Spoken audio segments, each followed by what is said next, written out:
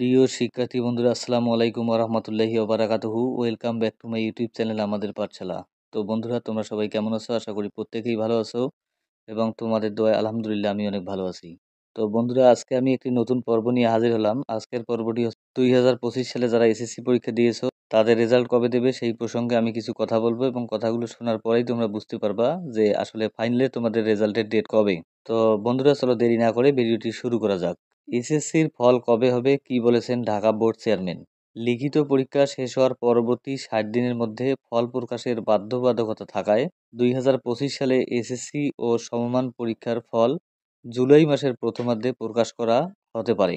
এ বিষয়ে বুধবার অর্থাৎ 11 জুন আন্তঃশিক্ষা সমন্বয় বোর্ড সভাপতি এবং ঢাকা মাধ্যমিক ও উচ্চ মাধ্যমিক শিক্ষা বোর্ডের চেয়ারম্যান অধ্যাপক ডক্টর খন্দকার এহসানুল কবির সংবাদ মাধ্যমকে বলেন, সাধারণত লিখিত পরীক্ষা শেষ হওয়ার পরবর্তী 60 দিনের মধ্যে ফল প্রকাশ করা হয়।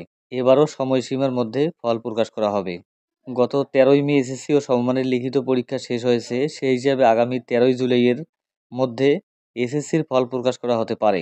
জানা যায় এর মধ্যেই পরীক্ষকরা খাতা মূল্যায়ন শুরু করেছেন। মূল্যায়ন শেষে তার সংশ্লিষ্ট বোর্ডে পাঠানো হবে। এরপর ফল প্রকাশের প্রস্তাবনা পাঠাবে আন্তঃশিক্ষা সমন্বয় বোর্ড। এ বিষয়ে অধ্যাপক ডক্টর খন্দকার এহসানুল কবির বলেন, পরীক্ষকরা নির্দিষ্ট সময়সীমার মধ্যে খাতা নিয়ে গেছেন। আমরা আশা করছি 60 দিনের মধ্যেই ফল প্রকাশ করা সম্ভব হবে।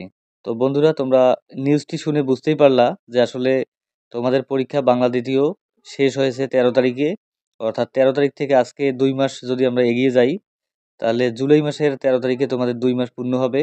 অর্থাৎ 2 মাসের মধ্যে যেহেতু রেজাল্ট দেওয়ার কথা বলা হয়েছে, অর্থাৎ 2 মাসের মধ্যে যদি তোমাদের রেজাল্ট দিয়ে দেয় তাহলে এই মাসের 13 তারিখ অর্থাৎ জুলাই মাসের 13 তারিখে তোমাদের ফল প্রকাশ করা হবে।